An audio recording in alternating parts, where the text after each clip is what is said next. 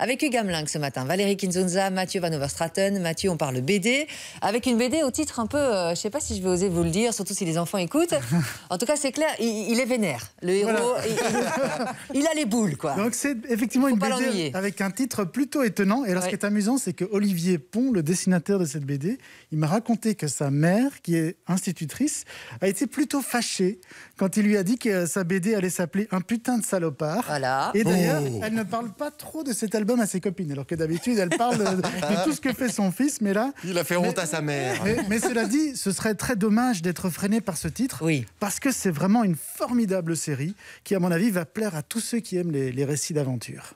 C'est quoi? Pourquoi il est si fâché, l'homme? Alors en fait, c'est l'histoire de Max. Alors, Max, c'est un petit Français qui débarque dans la forêt amazonienne avec juste sa guitare au début des années 70. Et il a un objectif précis en tête, c'est de retrouver son père, qu'il n'a jamais connu et dont il ignore tout.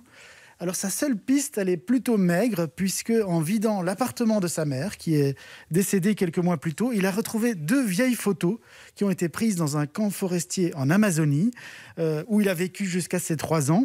Et on y voit sa mère à chaque fois avec un homme différent. Donc il se dit sans doute que l'un de ces 2 hommes est mon père. Et donc il décide d'aller sur place pour enquêter.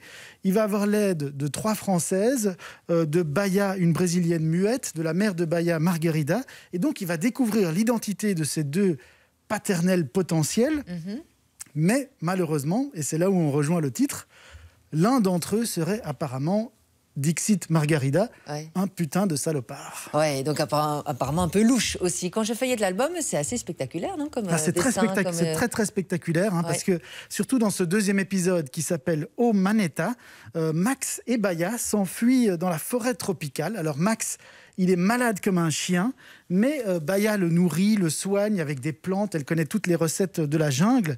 Et en s'enfonçant dans la jungle amazonienne, Max et Baya vont tomber sur l'épave d'un avion avec à bord le squelette d'une enfant dont les poignets sont encore ligotés. Alors du coup, Max, il repense à l'histoire de kidnapping de la petite fille d'un patron de la mine dont on lui avait parlé dans le premier épisode.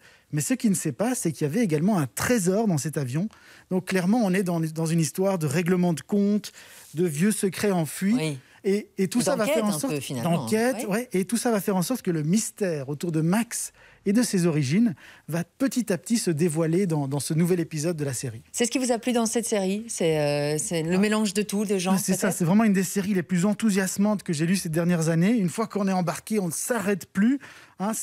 En plus, c'est une série qui est vraiment pilotée par une Dream Team. Régis Loisel, que vous connaissez sans doute, de Peter Pan, de Magasin Général. Olivier Pont, le dessinateur, c'est un maître de la mise en scène. Et ce qui est génial, c'est qu'il y a à la fois un côté aventure à l'ancienne, vous savez, un peu comme un Indiana Jones, et en même temps, il y a un côté très humain, puisque clairement, on s'attache très facilement aux héros, aux héroïnes de cette série. Et donc, c'est un côté très contemporain. Alors, ceci, c'est le 2e épisode.